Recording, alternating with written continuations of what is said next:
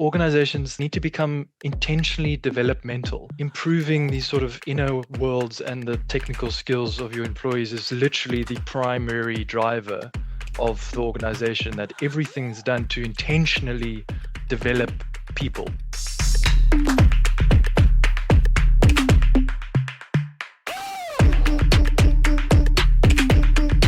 Welcome to the Humble Mind podcast. We are a social learning community seeking to realign our human purpose, capabilities, and imagination for the world of the future. Check out more about what we do at join.humblemind.co. Today, we are asking what makes work truly meaningful. It's become a sort of a cliche now that the world around us is changing, it's uncertain, it's moving rapidly, and we're all a little bit kind of confused and shaken about what will unfold. So then the real question we should be paying more attention to is, what do we do about it? And how can we still maintain a sense of fulfillment and purpose and perhaps even some joy from the work that we do? So today I'm very excited that we're going to be gathering some of the most prominent voices from within the Humble Mind community to explore this particular topic. What will the future of meaningful, purpose-driven, human-orientated work look like? And how can we resource ourselves to meet the challenge of the future? So I'm excited about the collective of Humble Minds today joining us to jump into this conversation and looking forward to a wonderful open discussion. I hope you enjoy it. So I want to jump straight into it, and I'm wanting to come first, if you don't mind, to you, Daniel, because your particular work with the Global Trust Project is in, fostering more trust-rich pathways from within organizations, but also within leadership to cultivate that environment of trust, of a sense of connection between people. At the same time, though, we're seeing a lot of research around this, that trust in leadership, in governments, in organizations is at an all-time low. In your view, how do you look at this question, and how can we see new ways to embed trust into structures, into working cultures? Yeah, I guess that's the topic of the day. I think this question in itself, it's to what end do we want meaningful work? So it makes me think of essentially because we want to flourish, either as leaders independently or in whatever groups we find ourselves in. And the process to get there is essentially finding our way to determining what matters most to us in any moment. And I think that is such a deep process that we have to go through, and requires so much, I guess, just honest conversation, and moving towards really the hard things, and that meaning, gaining that meaning, seeing that journey as totally worthwhile, but ultimately, individually and collectively, really sort of challenging.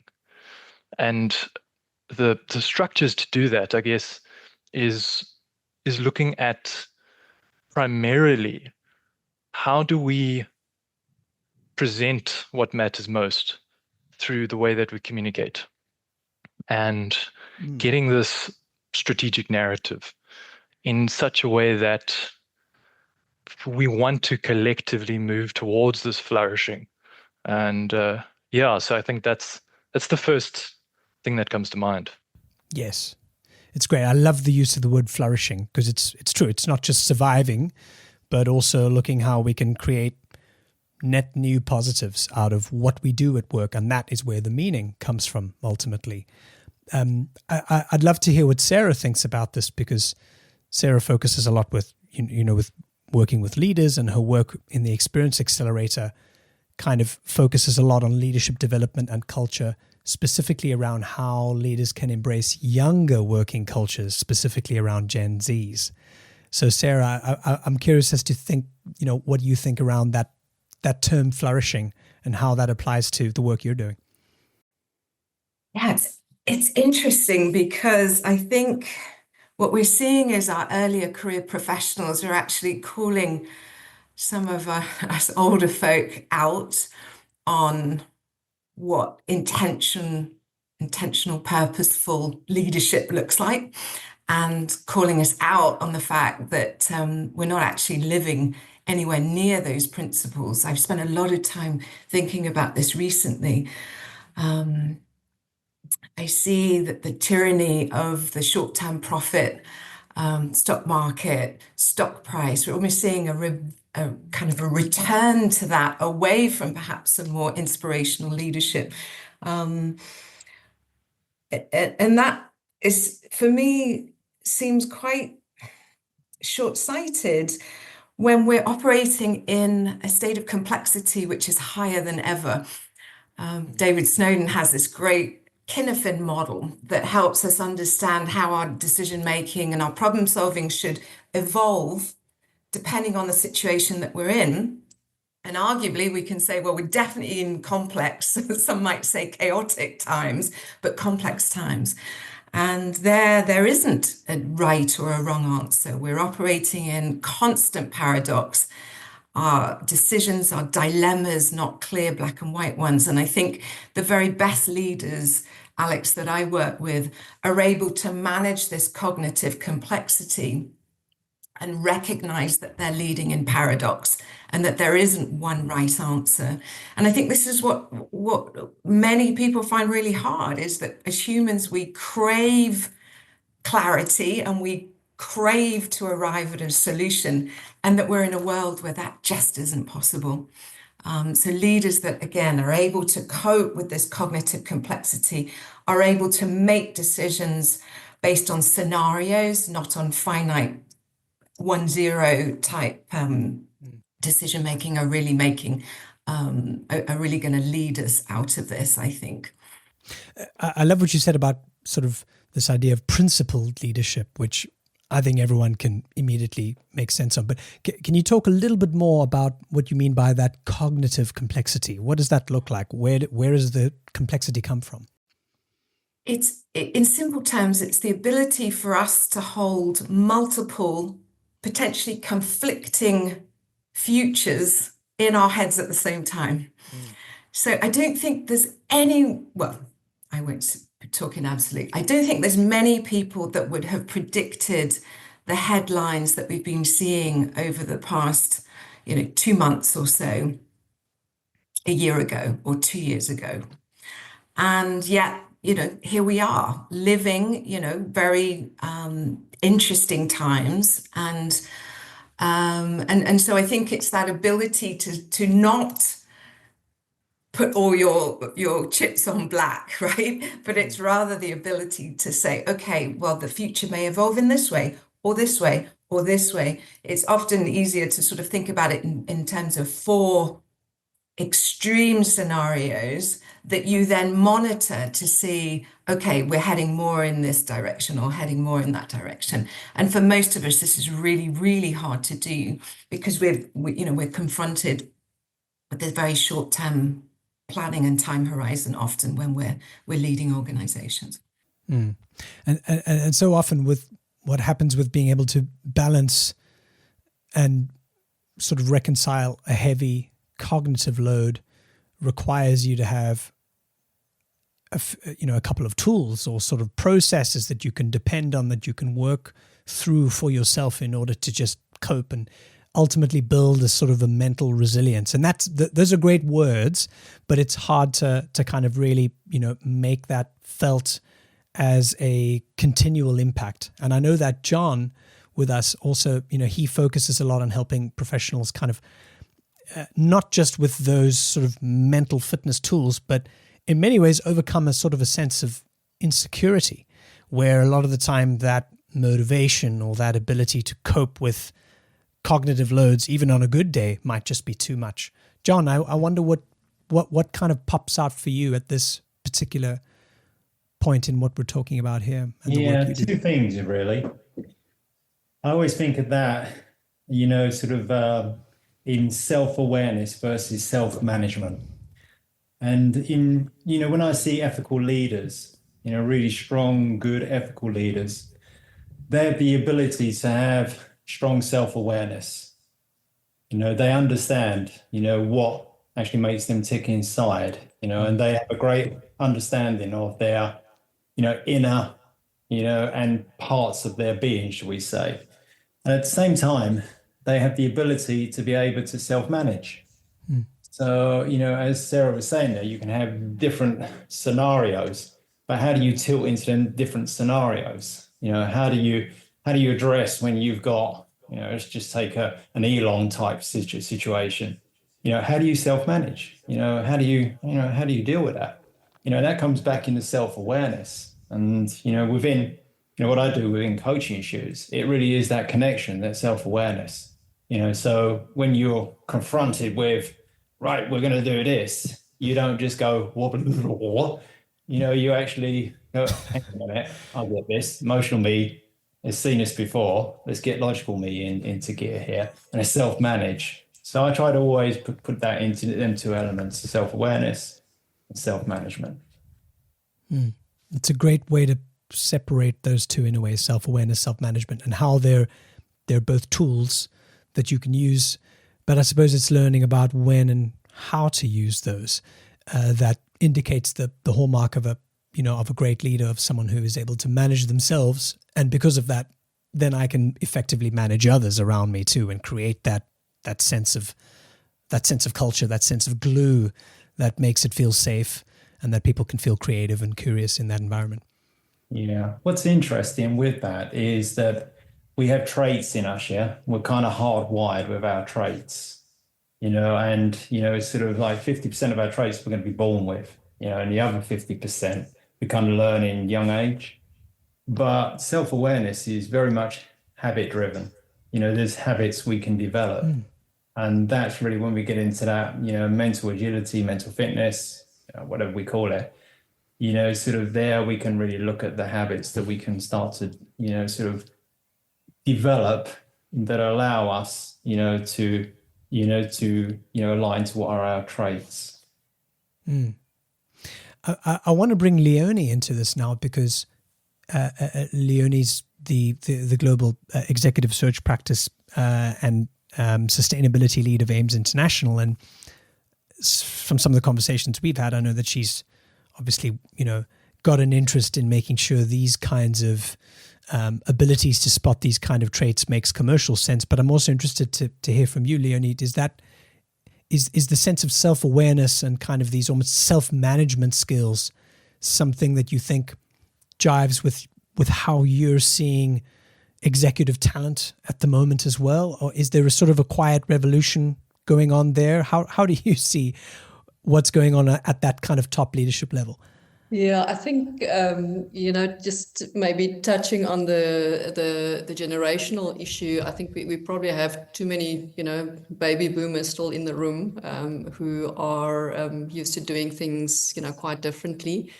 And I have so much faith actually in our young generation. They just absolutely amaze me. Kids of 25 and 30, and I speak to them, and yeah, I'm really super happy with what I'm hearing. So we need to to keep, I think, mentoring and motivating those people to really become the leaders, the true leaders. But going back to your question, so look, I completely agree with John. I think that we, before we can lead others, we need to lead ourselves. So that's important, which means, brings up the topic and the very, hard-trodden topic of emotional maturity and emotional intelligence. And in essence, it's understanding yourself, managing your own emotions, and then understanding others and managing that around you. And I read something, I thought that was so interesting today. I'm a big fan of the Happiness Lab. I don't know if you guys ever listened to it. It's Dr. Laurie Santos. I love her podcast. Good shout. Yeah. And she had a guest called Ethan Cross, a psychologist, and he made a comment to say that hell is other people. So when you actually go out there, you can be very happy in your own little cocoon, but you're going to go out there and you're going to be exposed, to everything that's going on in the world. You know, you switch on the TV at the moment, and you see a lot of this. So you need to decide, you know, well, they can depress us, they can infuriate us, you know, we can be in a room of people with bad moods, and then it's really so important to understand that, you know, you need to manage your reaction to that. And he talks about something like social benchmarking, which is saying that, yes, as much as it's not good to compare yourself to others, it's actually good to spend your time with people who do things you admire and behave in a positive manner and actually mirror those positive behaviors, which brings me to actually being able to change certain traits, certain personality traits, when you act in a certain manner. So we know that if people consistently, you know, mirror positive behaviors, it becomes a habit, and it actually becomes a personality trait after a while. You know, the same way that smoking would become a habit. Very, very good personality traits can become a habit. And I'm a firm believer in that. You know, I always tell my kids, just turn up. Yes, you might not be the best hockey player, you might not be the best student in this particular subject, but, you know, if you turn up and you consistently act and build that good habit, you are going to get somewhere someday. So for me, leadership is action. It's not position. It's not hierarchy. And I think our older generations still tend to fall back on that hierarchical, you know, you got to respect me because of my position, where I say it's not, it really is about your actions. And we can change our own behaviors and our own personalities by behaving well. Yeah, so true. It reminds me of that Aristotle quote, which is, you know, excellence is a habit, you know, rather than this kind of one shot.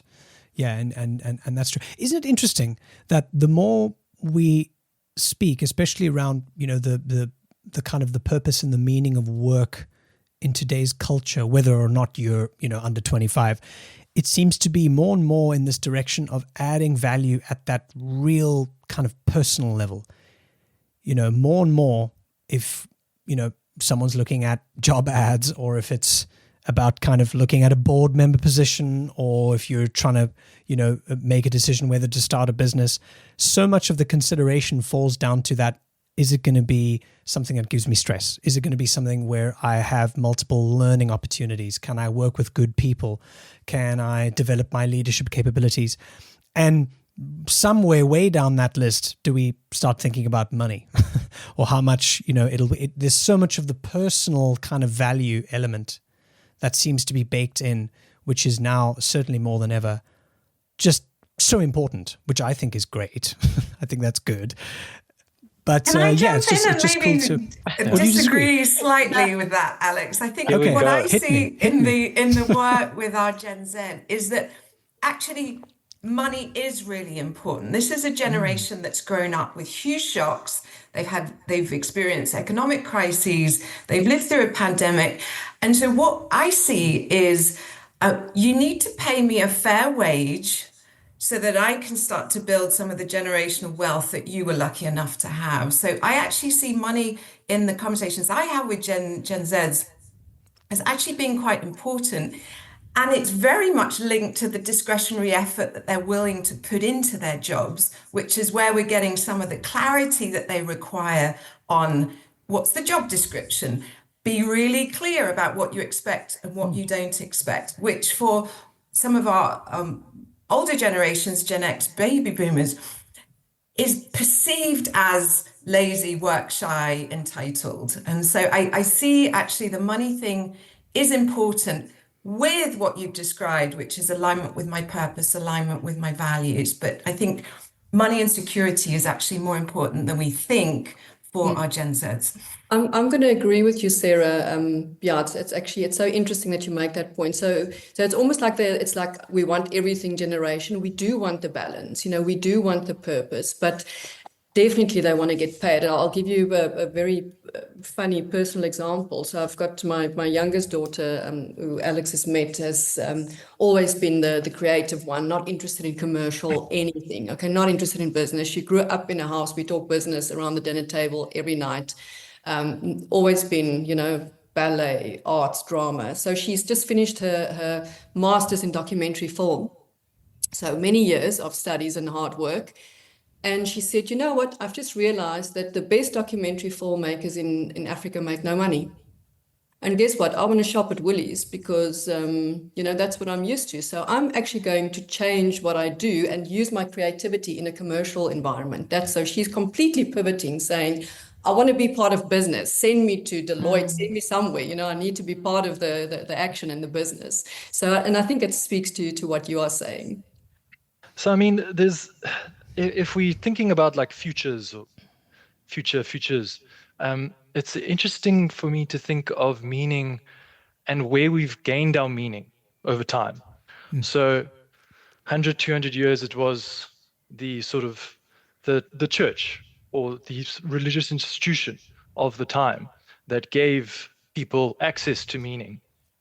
Then it was the sort of open market, capitalism as the like modern ideal of progress.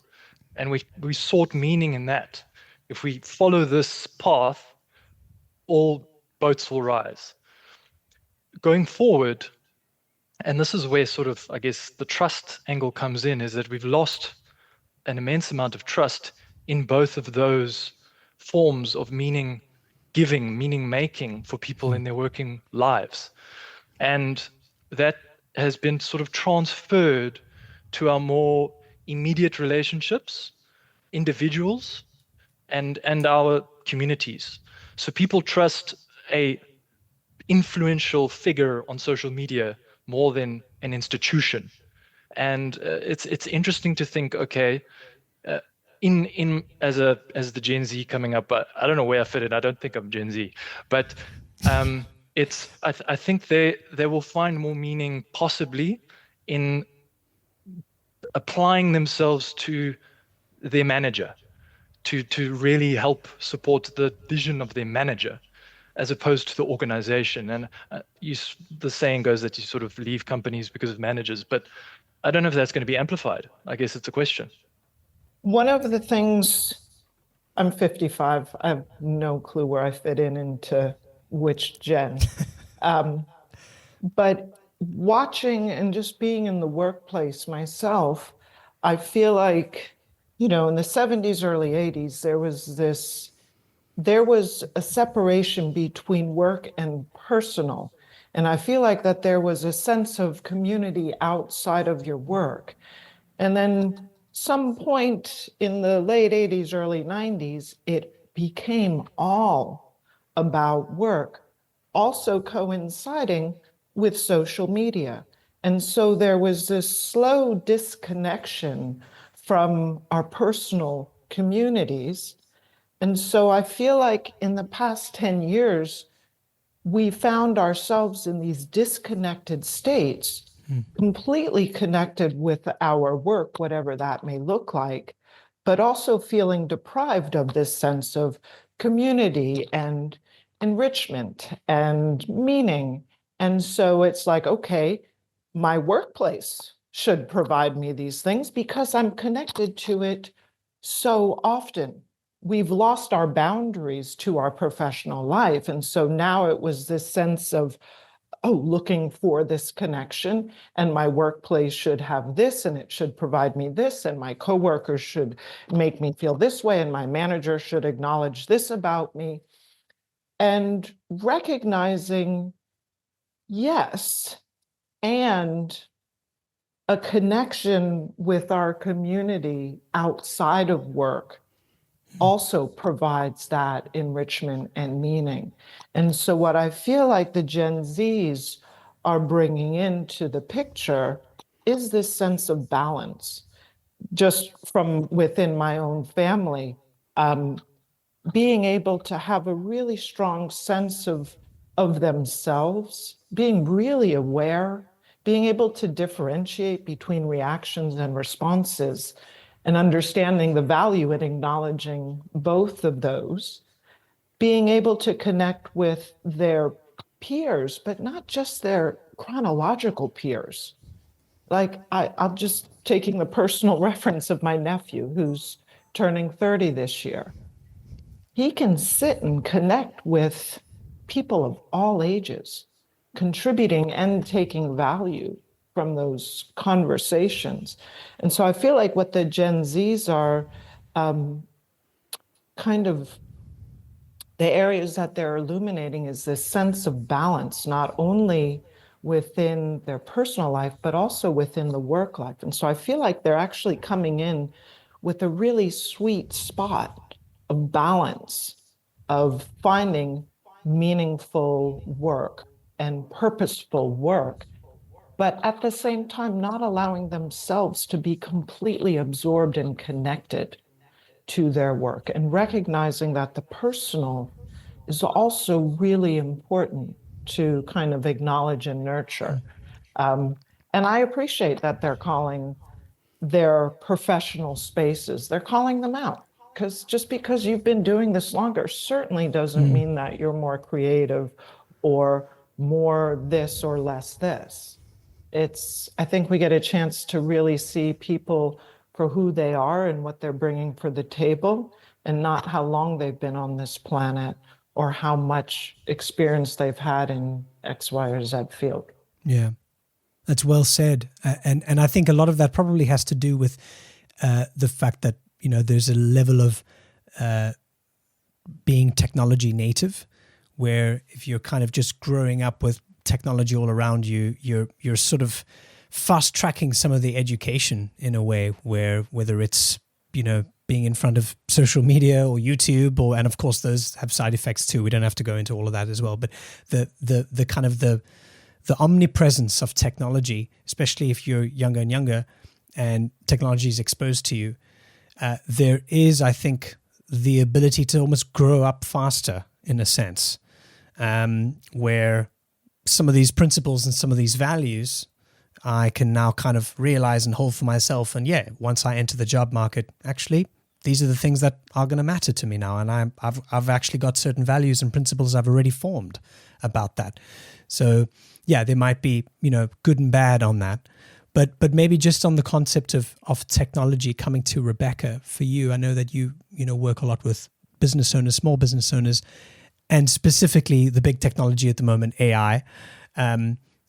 Is there a certain viewpoint you have on kind of technology being something that can help to empower or make more visible some of these kind of human values-led elements in the work that we do? I think it's so my perspective is more, I think, sort of yes and no. So I think my perspective is more rather than having first-hand experience of the younger generations directly, my thought process more goes to what skills will become valuable 10, 20, 30 years from now because of what technology can do to replace some of the skills that we've got. And so for me, it feels like being more human. So actually, a lot of what, yes, I completely agree. You need to be learning the technology, and you need to know how to do the stuff, interact with whatever technology you're talking about. But I actually think that we almost need to flip it and say, how do we make sure we learn the fundamental human skills? So things like, playground antics, to be able to sort of stand your ground and kind of jostle with your peers and all that kind of thing, or going on adventures in the woods so you understand how to build things and how to try and fail and these kind of things. And also things like, a lot of things that I'm personally worried about is, and talking back to what Sarah was talking about sort of multivariate problems, is a lot of the technology allows us to break things down into quite black and white. So you can have a conversation with AI, ask it a question, go, no, that's not what I meant, and ask it another question, go, no, that's not what I meant, and ask it another question, kind of refine things like 1-0. Whereas I think, exactly what Sarah was saying, I think the ability to solve multivariate problems will become more and more and more and more important, and to recognize that it could be a multivariate problem, that's going to be really difficult for the younger generations who've grown up in a world where the calculator has the answer kind of thing. And so being able to apply first principles, being able to be curious about what ifs, being able to say, well, even though we saw that number go up in both instances, maybe it's a multivariate problem. And so that is being overshadowed by something else that we can't see. And even in, sort of 10 years ago, 15 years ago since I left corporate, but even then I recognized in those who were 10 years younger than me, 15 years younger than me, they really struggled with things that weren't black and white, things where you couldn't isolate a variable and say, this is what's changing, and therefore this outcome will be. And so I do wonder whether we need to make sure that we're learning technology, but also learning human skill to kind of make sure we don't get to a future where no one can deal with that. Yeah, it's an interesting point you're making, and I mean, you're speaking my language in so many ways, but you're also making me think, because it almost sounds like you're saying the reason why we should be priding or having a premium on those human skills, curiosity, creativity, imagination, and so on, is not necessarily because of the usual response we hear about AI, but rather because there seems to be more and more of a shortage of that being naturally cultivated.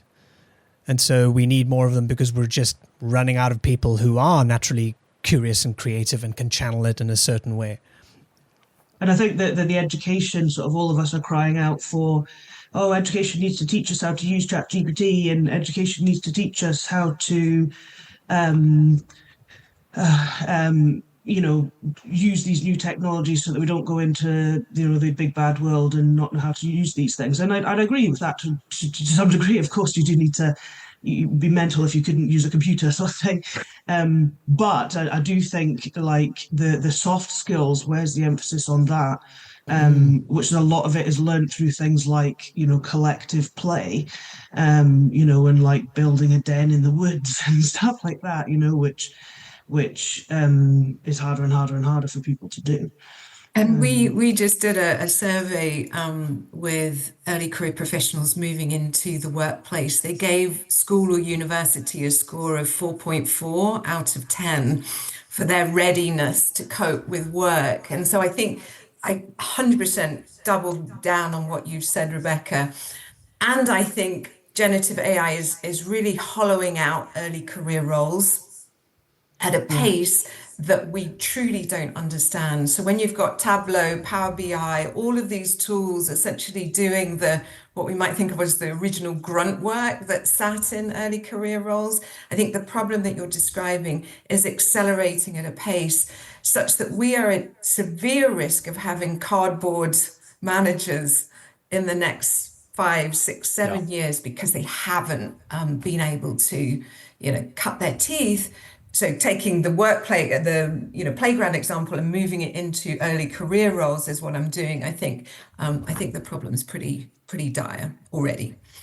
If I can speak just from an educator, 2023, I stepped out of the classroom because of how ineffective our model of teaching is. Now, I was teaching in the US, and I'd say pretty globally, we're still using a model of teaching that is so archaic.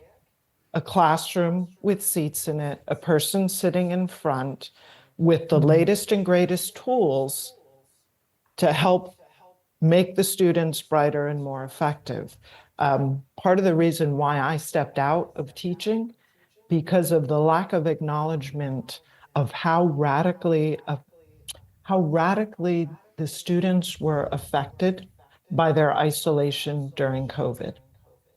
And only now I hear of educators that are still at that institution in both elementary, secondary, and post-secondary, that only now are they taking action to actually acknowledge not only how those people have changed and how it's affected, but there is still this really outdated mindset of here's a set curriculum. when there needs to be time for critical thinking. There needs to be time for this collaborative play and problem solving, and being in uncomfortable situations where a solution path is not laid out.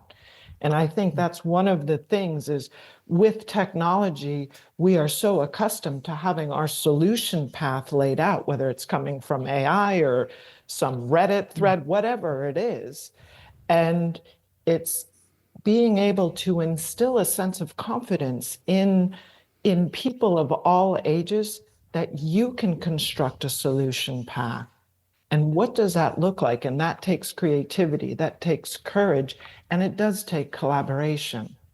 And so I think unless we are able to shift what education looks like, and there's so many different models that have been out there for decades, but what education looks like and how it can be effective, it's almost like teaching, going back to teaching and enriching the human skills, the thinking skills, the things that make us great, not memorization, not regurgitation, but that synthesis, that analysis, and focusing more on that aspect of it.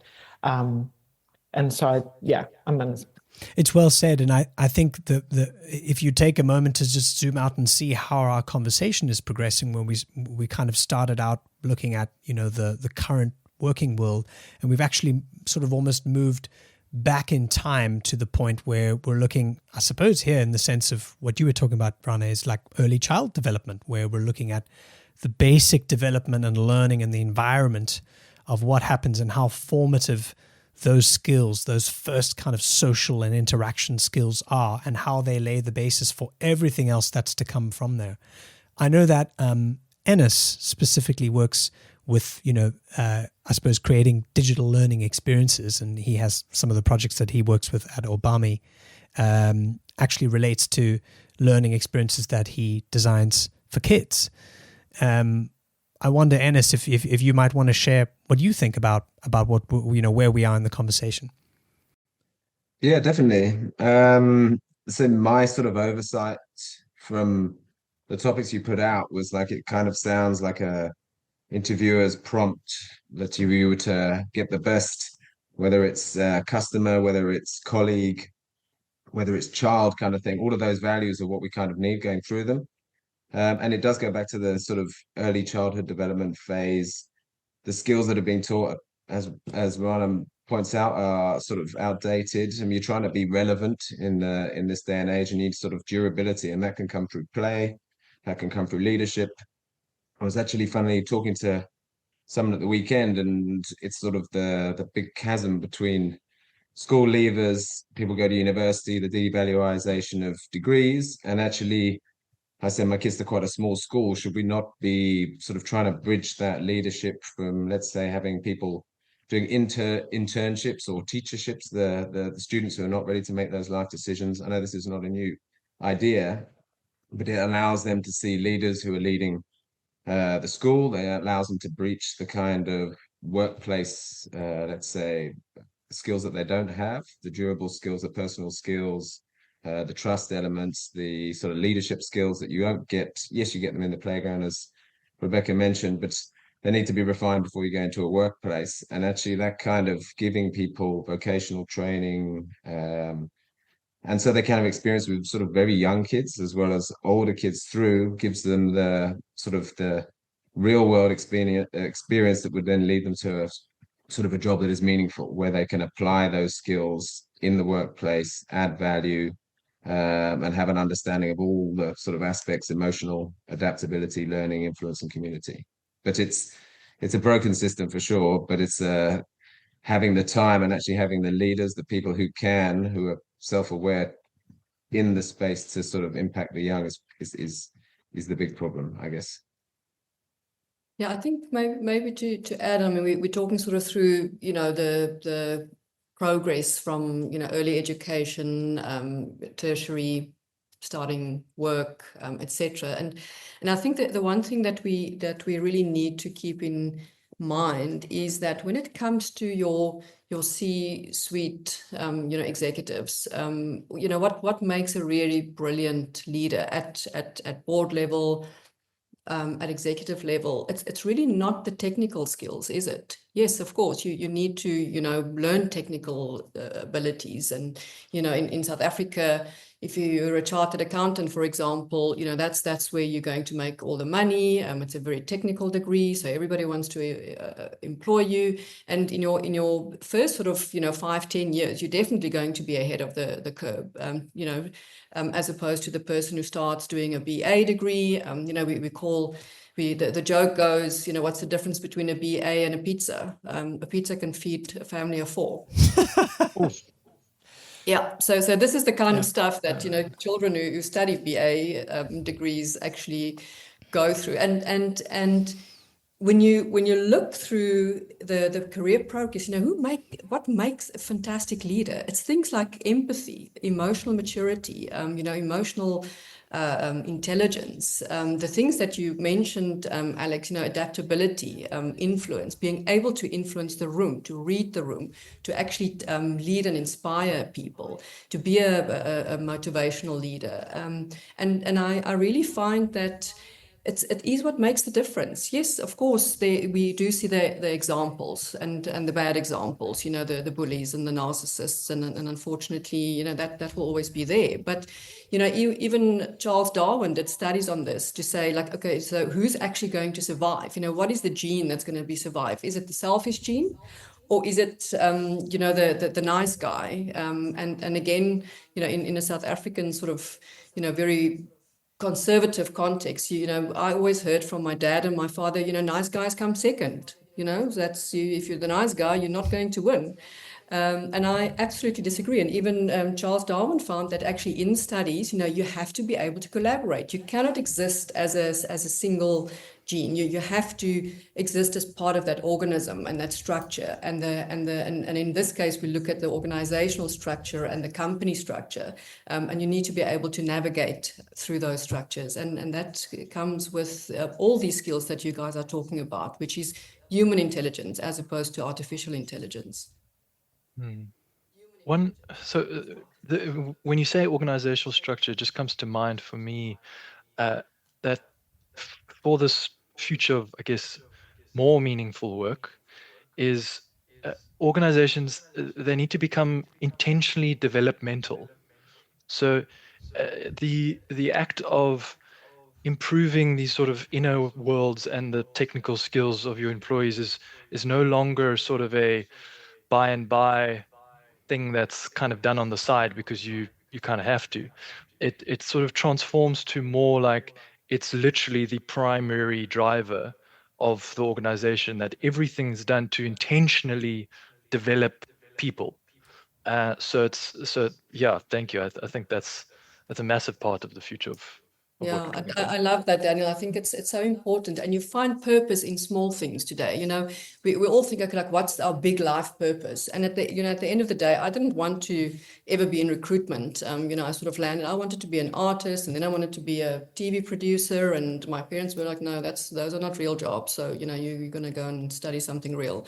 And I landed in recruitment by absolute chance, but when I really look at, what am I, it's more about who am I. Those little things where you've made a difference in someone. You meet somebody that you placed in a position 10 years ago, and they remember you, and they think you've changed. They tell you, you've changed my life. You told me this, and it really worked for me. And I don't even remember them, but I happen to hopefully say the right thing during an interview, and it inspired people. So we're actually finding our purpose, I think, in those day-to-day things.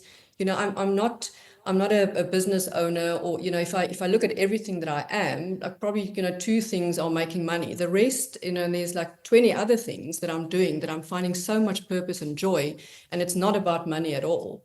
So again, the organizational purpose, we always say we need to align our personal purpose to the organizational purpose. But the organizational purpose could unfortunately be a tobacco company, or I don't know, and then what? energy company, or whatever the case might be. We can't all work for renewables and, I don't know, sustainable farming organizations, but there can be so much purpose in the way that they bring up their leaders. I used to recruit for many years for British American Tobacco as a young recruiter, and I was absolutely inspired by their leadership programs. They would have a buddy system for everybody that comes in. So if you actually wanted to develop your leadership skills, that was a great place to be, as much as smoking, isn't necessarily something that you believe in.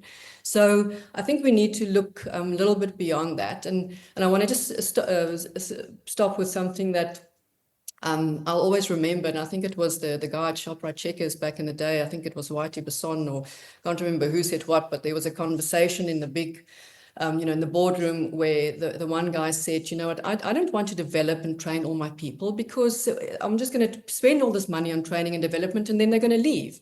And then the other guy said, well, what if you don't develop and train them and they never leave?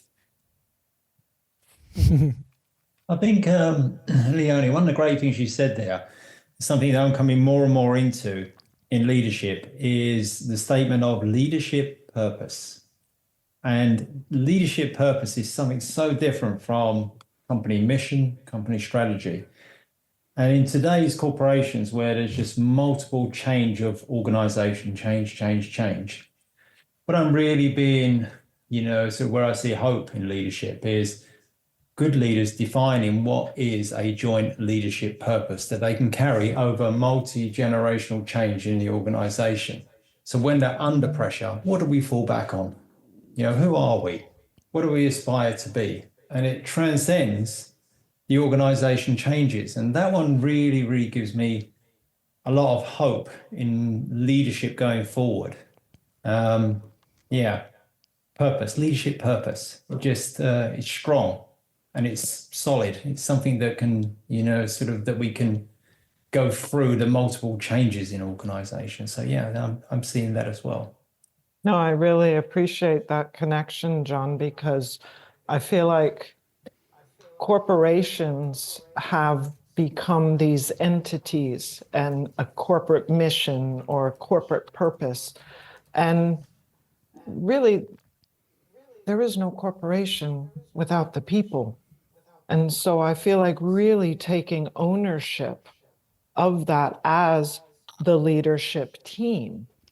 It's how can we be resilient? What is our culture? What is our engagement with each other? What is our engagement with the rest of the community within our corporation or just within our small business or whatever it might look like? But I feel like kind of giving corporations the accountability through their leadership and having it be purposeful. I think that's, thank you. That's beautifully framed. Appreciate you, John. Thank you. There's something great here about kind of recognizing that,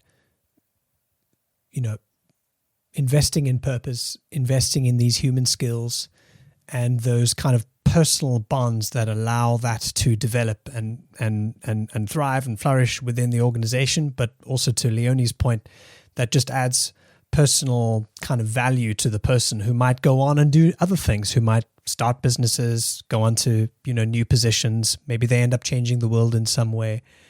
Really does start at, yes, the level of education where there's a sort of a sense of basic self-management, a sense of being able to understand the world, plan and adjust for conditions out there in the field, and have, a sense of almost their own mettle that they can depend on, a self-reliance and the creativity and the curiosity to navigate the waves that come. So those are all, kind of set. But at the same time, it's interesting to know that those skills, no matter how golden and how they might glisten in our eyes and how amazing they sound, they're also very difficult to teach directly in terms of, you can go on a leadership course, you can go on a creativity course, but it's not going to necessarily give you the hard-won, hard-earned kind of skills of learning how to actually be creative when it counts, or learning how to actually have a hard conversation when it counts. Those are the sorts of things that require experience and exposure over a long period of time. And also, I suppose, a good mentor. I'd love to hear what everyone thinks about maybe the role of mentoring in this kind of, space that we're talking about here, because I think great mentors allow, that space to be filled where there's someone in your corner, there's someone maybe challenging you a little bit, asking you the hard questions, pushing you to sort of embrace more fully of who you might end up becoming, who you are, but at the same time then allowing you to realize the application of those skills. Because that's how we then can realize these more meaningful working environments, right? When I feel fulfilled, when I can put my skills to use, because that's when I can do good in the world. That's when I can start a great business that changes people's lives. That's when I can add value to my customers. That's where I derive my purpose. That's where I derive my meaning. And it starts by applying those skills and often having someone in your corner to help to sort of mentor you and show you the ropes in some way. Anyone have any thoughts on mentoring? Yeah, I would like to just add something that's really been on my mind with regard to that topic. And you guys would have read that, females, and we're talking sort of the young females, are actually surpassing young males when it comes to education, earning potential, or actually earnings in jobs, etc. in certain countries. Okay, so for example, in the UK, I believe there's a very big trend where young females are far better educated, getting the better jobs, and young males are really being left behind. And to a large extent, it happens that, they're sitting in cyberspace, alone in their bedrooms and getting onto these ridiculous, cult groups and all this kind of thing. And we have all seen some examples of this. But there is actually a worry that young boys are really being left behind. And my youngest daughter specifically is very in tune with these kind of things. And we were really discussing this. And then we had a conversation with my husband's eldest son and his wife, and they sort of on the edge of millennial, like 30 somethings. And she was completely of the opposite. It's like, it's always been males have ruled, they've controlled everything. They do not deserve any empathy whatsoever. It's now good that the females are coming through. And she didn't want to know anything about empathy for males, nothing. Like, I was like, whew, okay. Like the very feminist some say, like my youngest daughter would say, feminazi, when you really push it to the nth degree. But it was such an interesting conversation because, I really believe strongly that young males need that mentor. So if you're talking about mentorship, Alex, I think, females find it in each other. So women are a lot more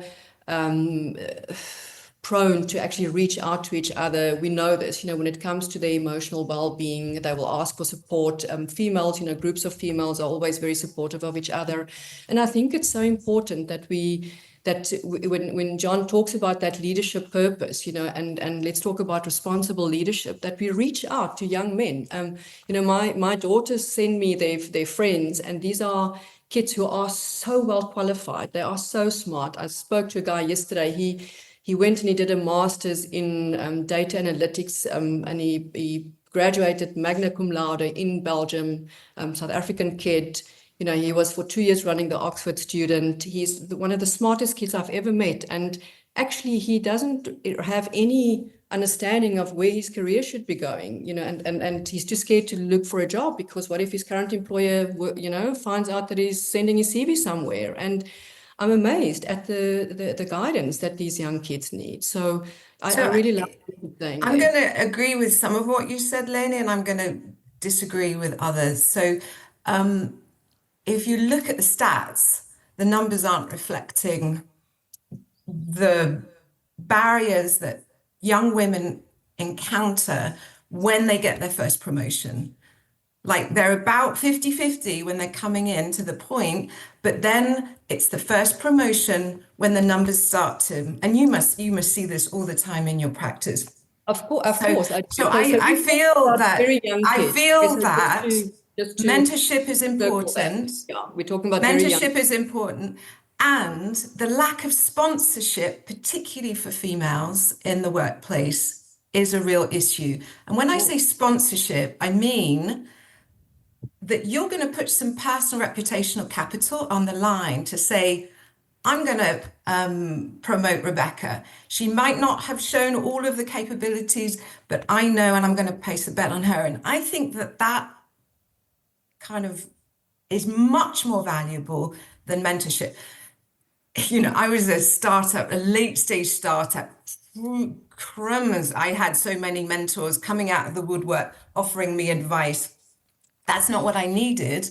I needed someone to step up and say, take a bet, give her 100K, she'll earn it back for you. And for me, I think I feel, as you can tell, rather passionately about this, that I the lack of sponsors in the organization. Looping back to your question, Alex, I think mentorship is a part of it. The very best organizations that I work with actually create what they call crucible roles, where they place their high potentials in to see how they show up, right? And so to your point around real life experience, they put them in these roles and they see how they play, and they're in that real experience. It's not safe. It is business critical, and that combined with a really good sponsorship program, I think starts to create more of an equity and equitable workplace for both genders. I think for me personally, one of the things that was extremely important when I had first started teaching at university level, my department chair was a man, an Iranian man. And I don't know whether I would call him a mentor or a sponsor, but he was a human being that just provided me with so many different insights and opportunities and challenging opportunities. So for me, I know Alex's work with Band of Brothers and working with that type of mentorship, which I think is so valuable because, yes, there is a certain language, the connection with that emotional intelligence and really understanding our own emotions. You know, John spoke earlier about the character traits that we acquire at such young ages. And I think it's really important that whether it is a man or a woman or however you choose to show up in this world, that you know that your leadership is investing in you and that they want to see you thrive. They want to see you blossom. And just feeling like somebody has my back professionally allows me to be a lot more trusting, a lot more courageous and risk-taking, which allows me to kind of unfold my petals and really give people the opportunity to see this is Rana in full bloom. And I think for me, I didn't feel safe enough to kind of open up all of those petals until I was in an environment where I had leadership that I trusted.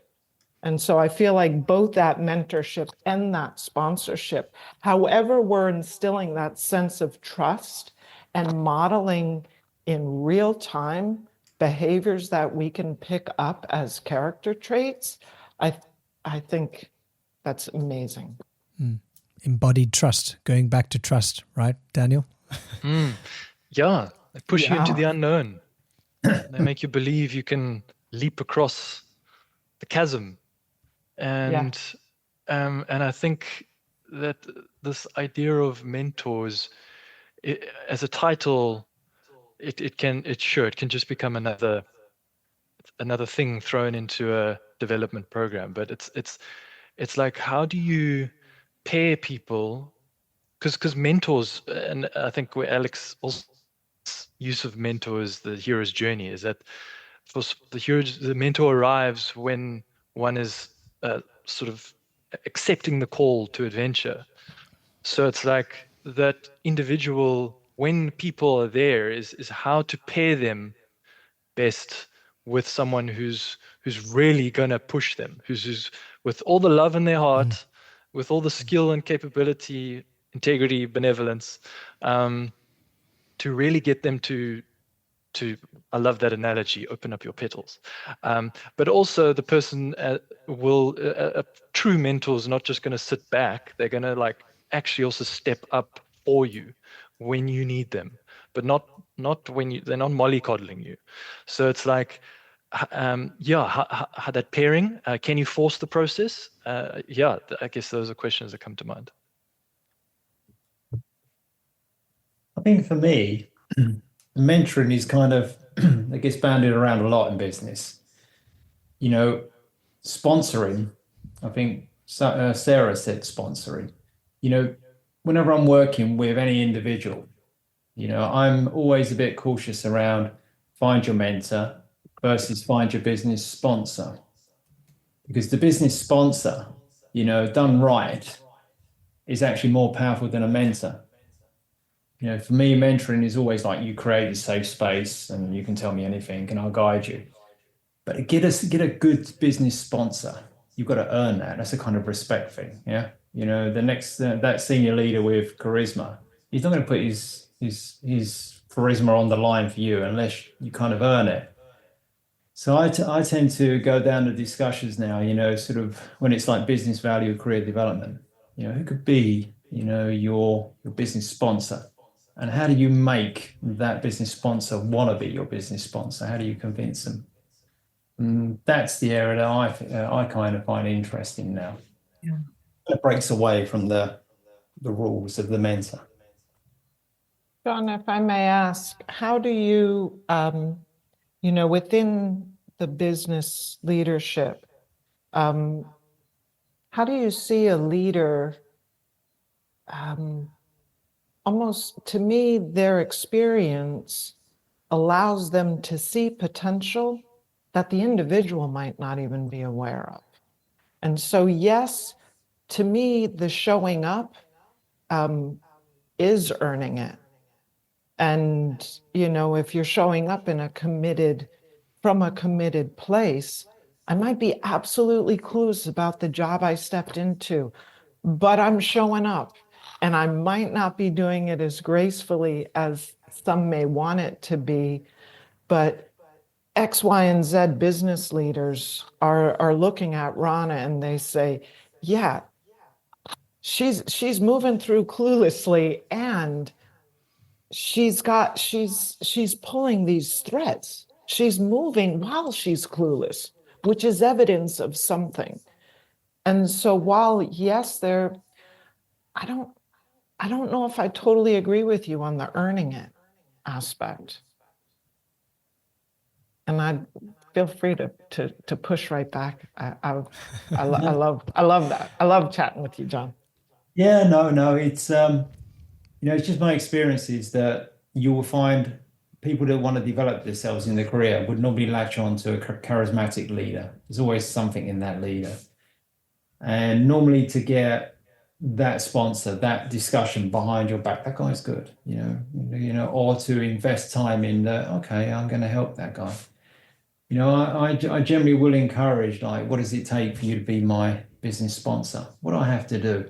It opens up a different discussion to being, you know, can you be my mentor? Yes, no. You know, if you open it up with that open question, you know, then you're going to get a much richer dialogue with that leader. And, you know, that's how I use it. And I find generally it leads to, you know, sort of always a positive discussion. And even if it is like, you need to do this, you've got a very clear roadmap already of like, okay, they're my development areas and so forth. Yeah, I feel like the way that you just phrased it allows for not necessarily a solution path, but a path for enrichment. Yeah. And I like that defined path. Thank you.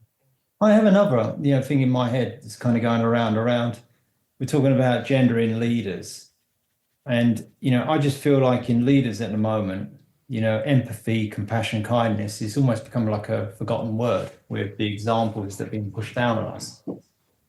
But the question really I keep getting is it hard? Well, you know, leaders will show compassion and will show kindness. But is it harder for women leaders to show compassion, kindness, you know, empathy, rather than male leaders? And the only reason I bring this up is because it's harder for female leaders to get to where they get to.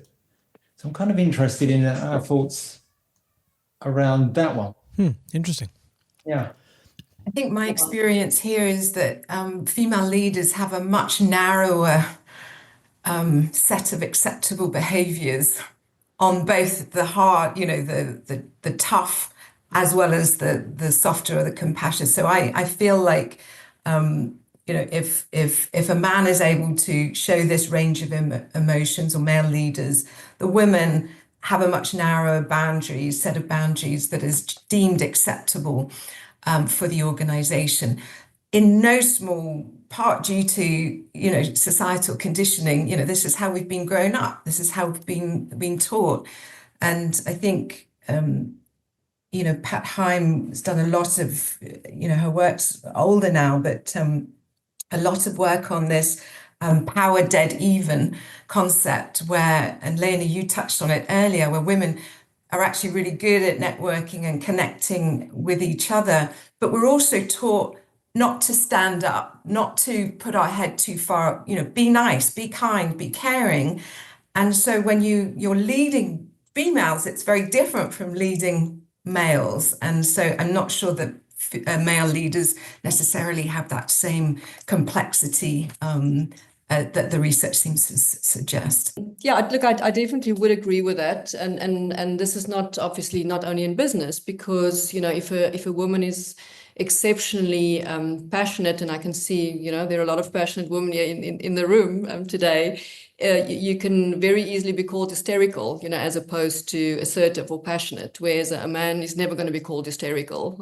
He's going to be, hardcore, and he's going to say it as it is. And, there are different ways of calling things. But and certainly, I agree with Sarah that there is that sort of narrow path, when it comes to showing your emotions and possibly showing your nurturing side. But at the same time, I've always been of the opinion that, and I think this sort of like touches on our earlier discussion, for me, it's a full circle. So I always say to my son, to my husband, that females need allies, to be able to build an equal society. Men need to step up. Yes, of course, we as women need to stand up for ourselves and show that we are willing, and we need to turn up for it. There's no doubt about that.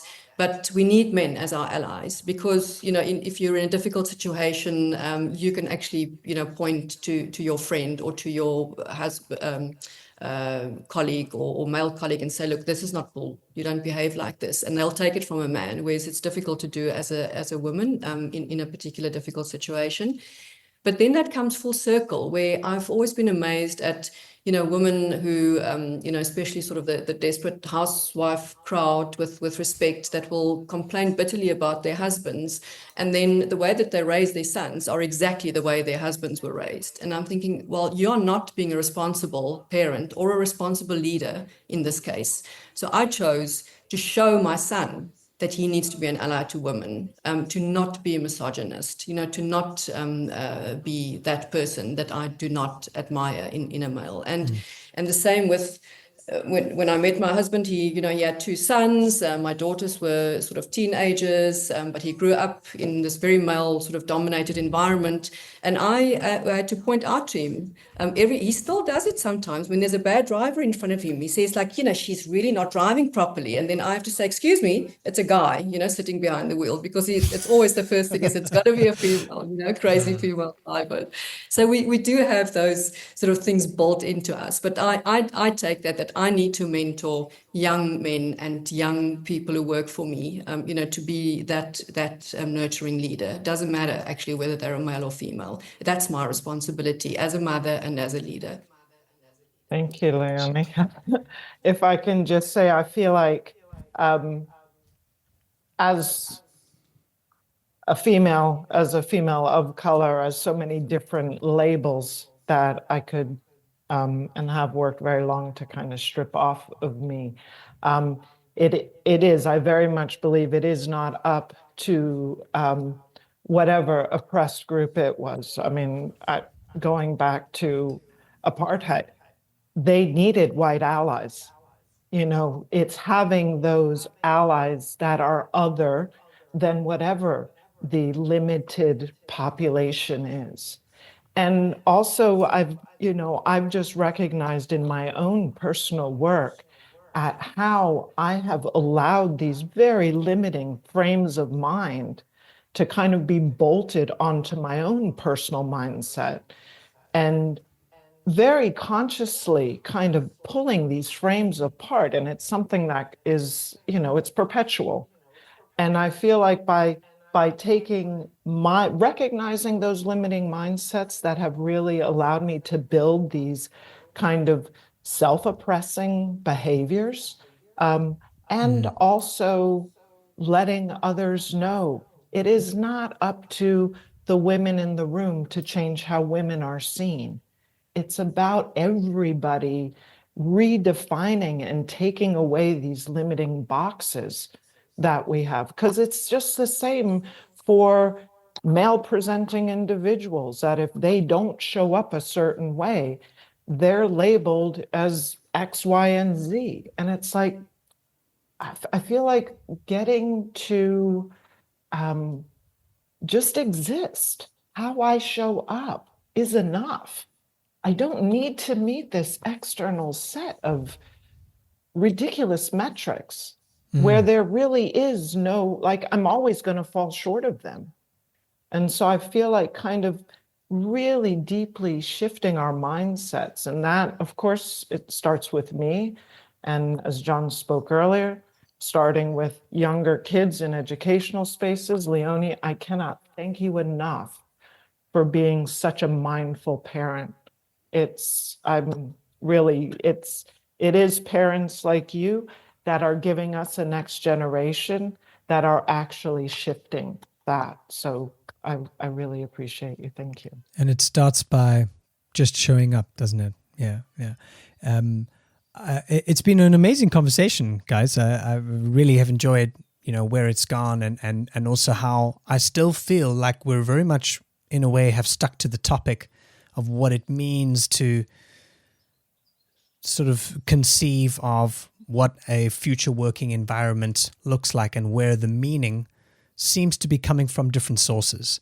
And certainly, I think a good hallmark of a great working environment of the future is access to conversations like this, where we can be open, where we can ask questions, where we can maybe even disagree, and allow everyone to have their space, because that is where the maturity comes from. Like I said in the beginning, that's where we get to be exposed to different perspectives, which aren't always our own, and we get to learn from them. We get to educate ourselves. We don't have to agree. We don't have to always, say what the other person says, but we can take in, and we can be, the beneficiaries of those skills mentors or those soul mentors, the people who are going to sponsor and stake something on the line for us.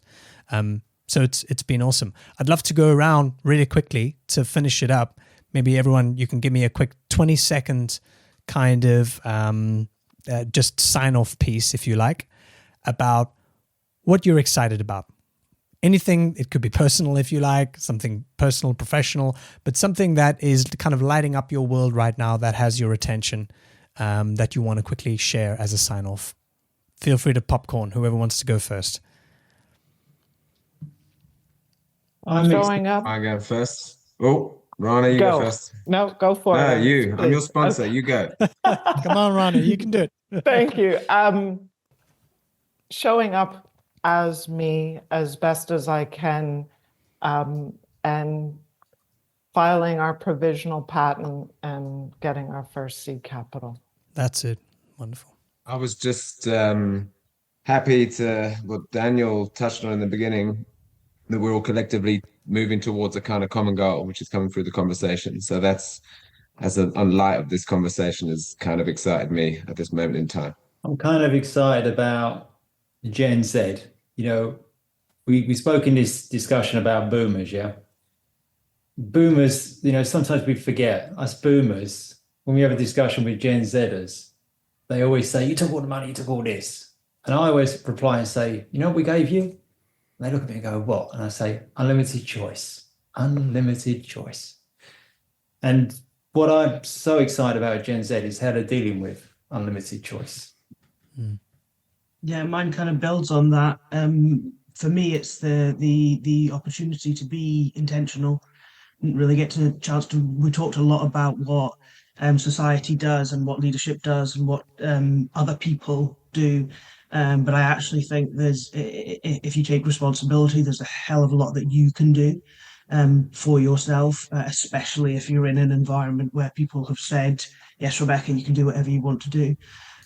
So for me, I feel like the world as it is today, if you have intention, if you have drive, you absolutely have a vast amount of opportunity to self-educate, self-move forward.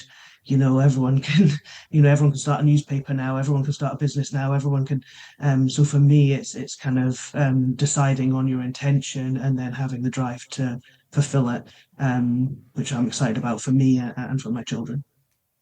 Beautiful. Yeah, I think I agree. There's just so much to be excited about. Where to start, where to choose one thing. But if I had to, I think choose one.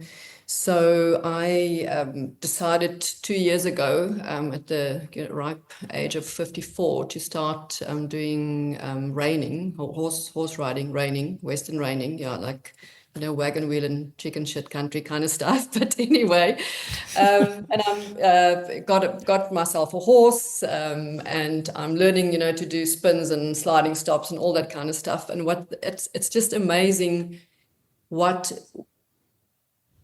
training with horses, what this has taught me about leadership. And this is something I didn't expect. So I was really, very excited about being outside and having my own horse and all of this. But having, been a single mother, running my own business for many years, I've got a lot of male energy, and I think often I'm a little bit dismissive of the softer cues, talking about females and how they should behave. I don't always behave appropriately. And my horse and riding has really taught me to be cognizant of those softer cues, to be soft, to be firm, to be consistent. And I cannot tell you how excited I am about these learnings. And I'm busy putting together actually a neuro leadership course with horses. We decided, why not? Let's do this. I found somebody who's actually also a Western rider, and she actually did the course in Germany a couple of years ago. So yeah, it's just something I'm really hoping that I can share with more people and more leaders. Super cool. On a similar note, I'm really excited about